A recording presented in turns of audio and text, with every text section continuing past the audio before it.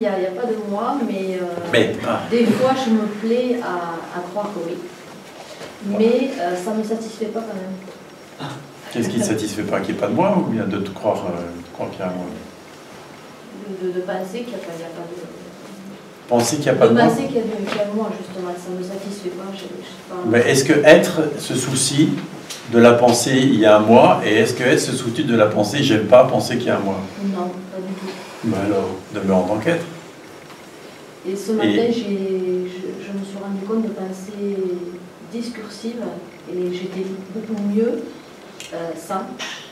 J'ai constaté qu'en fait 80% de mon cheminement c'était des pensées discursives. Exact, qui racontent l'histoire. Et je me suis dit, chouette, ça y est, j'ai vu un truc qui est sympa là. Mais j'ai l'impression qu'il y a une passivité derrière quand même de ma part. Mais ça, c'est encore une pensée, il y a une passivité de ma part. Une fois que l'oignon est pelé, eh ben, ouais. Tu prends les grandes vacances. Mais en quoi c'est passif? Mais parce que ça m'a l'air trop facile en fait. Ah, dans ce sens. Ouais. Mais elle va se plaindre que c'est trop facile. Non, c'est pas ça. Mais... T'es jamais content, alors c'est trop compliqué, c'est trop facile. Non, c'est pas ça, mais voilà. J'ai l'impression qu'il y a encore des choses à faire. Mais quoi? Ah, t'as peur de t'ennuyer? Des choses à faire pour aller où? Des choses à faire pour quoi? Pour creuser, pour aller encore un peu plus loin. Dans quoi? Dans l'histoire. Dans l'histoire. Heureusement que t'en rigoles à la fin, parce que ça n'a pas de sens, tu vois bien, ça n'a pas de sens. Ouais, et puis par rapport à ce que Marion disait, là, maintenant je suis là-dedans, entre deux. Qu'est-ce qu'elle disait, Marion? Il y avait cet entre-deux et on sentait de la solitude à ce moment-là. J'ai pas parlé de solitude, j'ai parlé d'un espèce de vide qui fait que parfois il y a une tendance à vouloir raccrocher les phénomènes.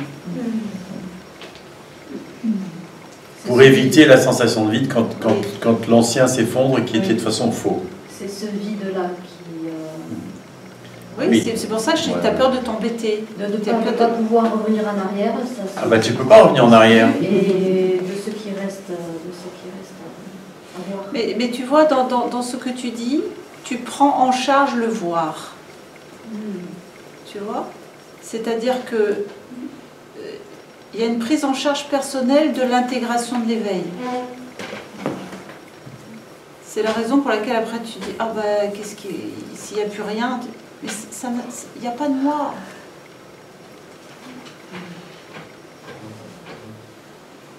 Ça tourne autour d'une idée de faire chez toi. Oui, probablement.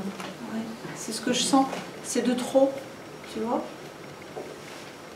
Est-ce que ça peut déposer le faire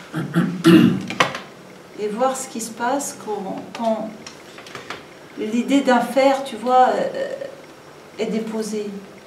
Oui, mais ça voudrait dire qu'en fait, il n'y a rien, et là, je ressens de la tristesse. Mais c'est ce rien-là dont je te parle, le vide, qui a besoin d'être rencontré, tu vois, parce que sinon, c'est exactement ça. Tu repars dans les phénomènes, ça évite, tu vois, c'est exactement ce dont je parlais.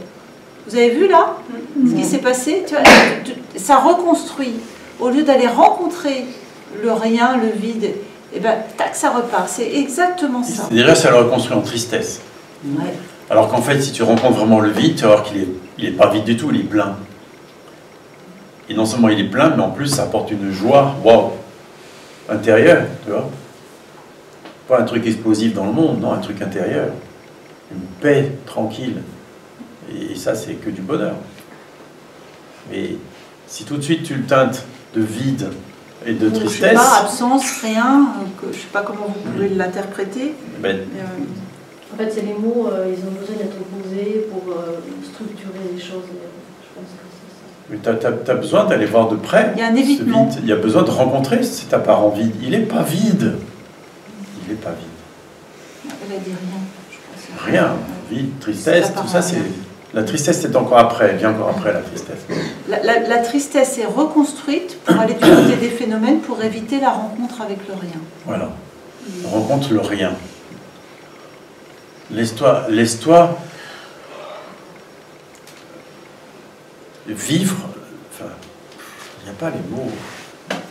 Explorer rien sans jugement, l'explorer. Plus qu'explorer, rencontrer directement. Laisse le rien rentrer, tu vois. Laisse le rien traverser. Tu verras qu'il est plein.